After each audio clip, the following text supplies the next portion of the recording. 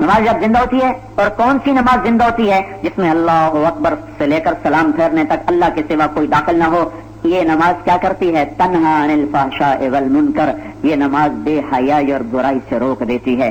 آج جتنی فحاقل کہتا ہے حکومت نے فحاشی پھیلا دی، حکومت کو گالیاں دیتے، حکومت نے فحاشی پھیلا دی، حکومت نے اوریانی پھیلا دی، حکومت نے یہ کر دیا، حکومت نے وہ کر دیا. میں کہتا ہوں نہیں، حکومت نے نہیں کیا.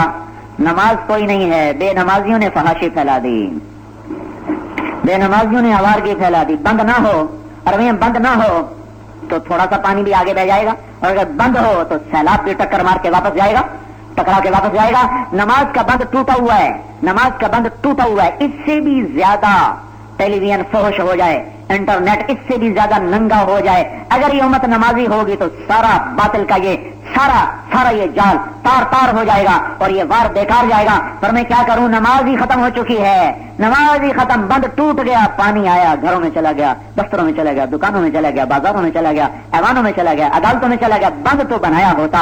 اگر امت نمازی ہوتی تو پھر ساری دنیا ننگی ہو کر ان کو سرے بازار دعوت نظارہ دیتی، تو بھی ان کی نظروں کا حیا انہیں کبھی ادھر نہ جانے دے، ان کی نماز انہیں کبھی ادھر نہ جانے دیتی. ہائے ہائے. حبیب بن عمیر کو پکڑا گیا، تابعین میں سے بڑا خوبصورت سردار. 10 آدمی پکڑ گئے، 9 قتل ہو گئے.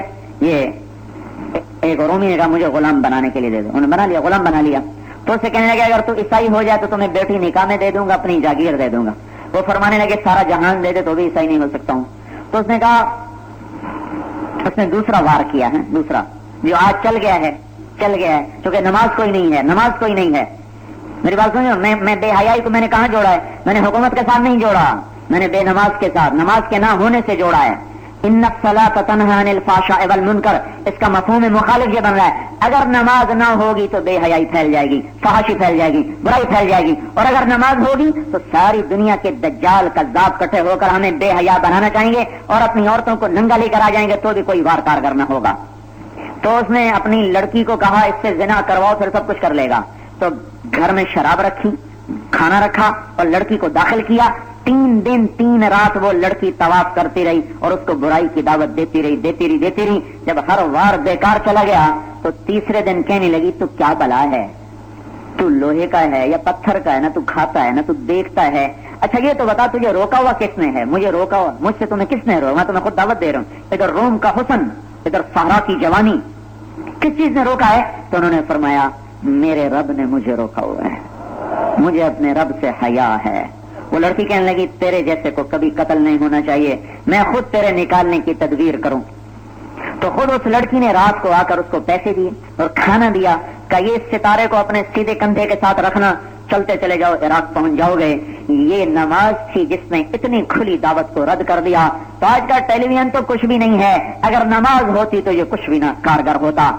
سانپ بجلی میں کرنٹ نہیں ہوتا لیکن اوپر ہم تار چڑھا دیتے، اوپر ہم وہ ربڑ چڑھا دیتے. اب کرنٹ تو جا رہا ہے پر ہمیں اثر نہیں ہو رہا کیونکہ اوپر تار، اوپر ربڑ ہے. تو اپنے اوپر نماز کا خول چڑھاؤ، اللہ کی قسم ننگے سے ننگا تار بھی تم پر اثر نہیں کر سکے. تو یہ تبلیغ کا دوسرا نمبر ہے، نماز. اب کوئی حکم دینے سے نماز، اگر حکم دینے سے نماز پڑھ جائے گی تو ایسی پڑھ جائے گی جیسے ایک دفعہ میرے والد صاحب کیونکہ اپنے بستی کے سردار، انہوں نے کہا جو نماز نہیں پڑھنے میں لے کر مارنے. لو جی ساری مسجد نمازیوں سے بھر گئی، لیکن حال وہی تھا بے وضو کے نماز. اور رات کو حاضری ہوتی تھی، پھر جو نہیں آتا تھا اس کو مختلف قسم کے اپنے سمجھ سے وہ سزا دیتے تھے. تو ایک دن میرا تایا مرحوم جو تھا، 2 ہی بھائی تھے، میرا باپ تھا، وہ آ کر کہنے لگا میاں لبخش ساری وسطی جڑی ہے گھر چھوڑی جاندی تو مہربانی کر اپنی نماز آپ پڑھیا کر، تیرے آیا کوئی نہ کیا نہیں تو سارے جاندے.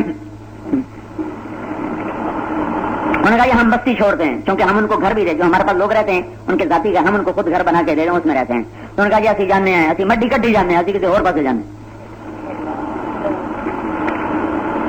نماز ذاتی محنت سے آتی ہے، اندر کے ایمان سے. تو یہ دوسرا نمبر ہے جو اللہ نے کہا اقم الصلاۃ لذکری، نماز سے محنت کرو بھائی. تیسری چیز کیا ہے جو موسیٰ علیہ السلام نے جب اللہ نے کہا اذهب الى فرعون انه طغى، یہ تبلیغ کا 6واں نمبر ہے. پھرو، نکلو کس چیز کے ساتھ؟ کلمہ اور نماز تو اللہ نے دیا کہ یہ زیور بناؤ. تیسری چیز موسیٰ علیہ السلام نے مانگی، یا اللہ رب اشرح لی صدری ویسر لی امری واحلل عقدۃ من لسانی یفقہوا قولی. یا اللہ پھر مجھے علم عطا فرما، علم و باز کرے فقیری، کافر مرے دیوانہ ہو. بہت سنگین خطرات ہیں. کوئی بھی دین کا کام جب علم کے بغیر ہوتا ہے تو گمراہی کے اندھیروں میں گم ہو کے ختم ہو جاتا. ہاں، قرآن و حدیث کی روشنی کے بغیر بھائیو کوئی دین کا کام نہیں بن سکتا. آج کسی کا الہام کوئی الہام نہیں ہے، میرے اوپر اللہ نے کھول دیا. یاد رکھنا، صرف اللہ نہیں کھولتا، شیطان بھی کھولتا ہے، شیطان بھی کھولتا ہے. اور کیا پتا شیطان نے کھولا کہ اللہ نے کھولا، اس کے لیے قرآن و حدیث کا علم ہے جس کی روشنی میں پرکھا جاتا ہے، جانچا جاتا ہے، تولا جاتا ہے. تو موسیٰ علیہ السلام نے پہلی چیز مانگی، اللہ مجھے علم عطا فرما، مجھے علم تو دے جس سے میں سفر کر سکوں. علم کی حیثیت ماں کی ہے، ماں کی علم کی حیثیت اصل کی ہے. علم نہیں ہے تو تبلیغ نہیں ہے، علم نہیں ہے تو مدرسہ بھی نہیں ہے، علم نہیں ہے تو معاشرت نہیں ہے، علم نہیں ہے تو سیاست نہیں ہے، تجارت نہیں ہے، اخلاق نہیں ہے. دنیا کا کوئی کام علم کے بغیر نہیں ہو سکتا. اور علم بذات خود اپنی ذات سے قائم ہے کیونکہ یہ اللہ کی صفت ہے. کہ رب اشرح لی صدری، اللہ علم تو عطا فرما، میرا سینہ تو کھول، میرے بھائی کو ساتھی تو بنا. کیوں کہ نسبحک کثیرا ونذکرک کثیرا، ہم تیرا ذکر کریں تو یہ یاد کریں، ایک بات کریں، ایک تصریح پڑھیں. ایک اور بات بھی مانگی کہ اللہ اس کو وہ تقریر اچھی کر لیتا ہے، وہ بیان اچھا کر لیتا ہے. اس سے پتہ چلا کہ یہ بھی اللہ کی ایک دی ہوئی نعمت ہے. اور تقریروں سے کچھ نہیں ہوتا. یہ جو ہمارے بیچارے، چونکہ ہمارے تبلیغ میں تو ہر قسم کا مجمع ہے، کتابوں سے دین نہیں پھیلتا، لچھے دار تقریروں سے دین نہیں پھیلتا. تو کس سے پھیلتا کوئی بتاؤ تو؟ نہ کتابوں سے پھیلتا ہے نہ تقریروں سے پھیلتا، تو کس سے پھیلتا ہے پھر؟ الٹے سیدھی باتوں سے دین پھیلتا. ہیر رانجے کی کتابوں سے دین پھیلتا ہے. بخاری شریف نہ ہوتی تو دین ہوتا، قرآن نہ ہوتا تو دین ہوتا، مسلم نہ ہوتی، نسائی نہ ہوتی، ابن ماجہ نہ ہوتی، اور ابو داؤد کی کتابیں نہ ہوتی، ابن حبان نہ ہوتا، موطئین نہ ہوتی تو دین ہوتا. کتاب نہ ہوتی تو ہم گمراہ ہو جاتے. دعائیں دو ان کو جو چٹائیوں پہ بیٹھ کے ساری رات دیے کے لو میں بیٹھ کر کتابیں لکھتے لکھتے مر گئے. اور آج ہم تک ان کا علم موجود، زندہ سلامت تابندہ. تو اللہ تعالیٰ کہ یا اللہ وہ بات اچھی کرتا ہے. لیکن ایک بات بھی میں بتاؤں، اللہ کو بھی تو پتا تھا کہ بات ہارون اچھی کرتا ہے، پھر نبی موسیٰ کو کیوں بنایا؟ ان کی تو زبان میں لکنت اور وہ بڑے فصیح و بلیغ. تو اللہ شروع سے ہارون کو نبی بناتا تاکہ یہ مسئلہ ہی نہ پیش آتا. تو اللہ تعالیٰ نے یہ بات سمجھائی ہے کہ یہ سبب ہے، بنیاد نہیں ہے. یہ سبب ہے، بنیاد نہیں ہے. سبب کا بھی انکار کرنا نادانی اور جہالت ہے. اللہ نے جس کی زبان میں لکنت تھی کہ تو میرا کلیم، تو میرا رسول، تو یہ بات سمجھائی کہ ہمارا انتخاب ہے. اس کے اور اسباب ہیں. کیا کیا اسباب تھے جو موسیٰ علیہ السلام میں تھے، ہارون علیہ السلام میں نہ تھے؟ تو اللہ ہی جانتا ہے. لیکن جب انہوں نے کہا ہارون میرا ساتھی بنا دے، تو اس سے پتہ چلا کہ سلیقے سے بات کرنا ایک سبب ہے، بنیاد نہیں، سبب ہے. اور سبب کا انکار تو نادانی ہے. اسباب کی دنیا ہے، اسباب کی رعایت کر کے چلنا ہے، تو نہ بالکل انکار ہے نہ اس پہ بنیاد ہے. وکان بین ذلک قواما، اس کے درمیان میں چلنا یہ عقل مندی، دانش مندی اور دانائی کی بات ہے. تو انہوں نے کہا اللہ وہ بات اچھی کرتا ہے، اسے میرا ساتھی بنا دے، ہم دونوں مل کے جائیں گے. جب اللہ نے کہا چلو میں نے ساتھی بنا دیا، تیرا سینہ کھول دیا، تو اللہ تعالیٰ نے چوتھی بات عطا فرمائی، وہ ہے قولا لہ قولا لینا لعلہ یتذکر او یخشی. دیکھو موسیٰ ہارون، بات اچھے اخلاق سے، نرمی سے کرنا، نرمی سے بات کرنا. یہ چوتھا نمبر ہے تبلیغ کا، اکرام مسلم، محبت، اخلاق، مودت، حسن اخلاق، اس کی الگ مشق کرنا. یہ چار بنیادیں ہیں جس پر یہ تبلیغ کے کام چلتا ہے، جس پر انسانیت کو ہدایت ملتی ہے. اخلاق سیکھنا، علم کو حاصل کرنا، عبادات کو قائم کرنا، ایمانیات کو قائم کرنا. اب ان میں سے کوئی ایک چیز بھی ایسی نہیں جو میں چھو کروں اور ہو جائے، یا میں کہوں بن جا اور وہ بن جائے. اخلاق سیکھنے پڑتے ہیں، بلکہ ایمان تو بنیاد ہے. اس کے بعد جتنے اعمال ہیں ان میں سب سے مشکل عمل اچھے اخلاق ہے، کیونکہ اچھے اخلاق 24 گھنٹے کی ڈیمانڈ ہے. نماز 1.5-2 گھنٹے کی ڈیمانڈ ہے. روزہ مہینے میں 30 دن اور سال میں صرف 30 دن. مہینے کے 30 دن ہے، سال میں صرف ایک دفعہ 30 دن کی ڈیمانڈ ہے. زکوٰۃ مالداروں سے مطالبہ ہے، سال میں ایک دفعہ. حج زندگی میں ایک دفعہ مطالبہ ہے. اخلاق کا مطالبہ 24 گھنٹے ہے.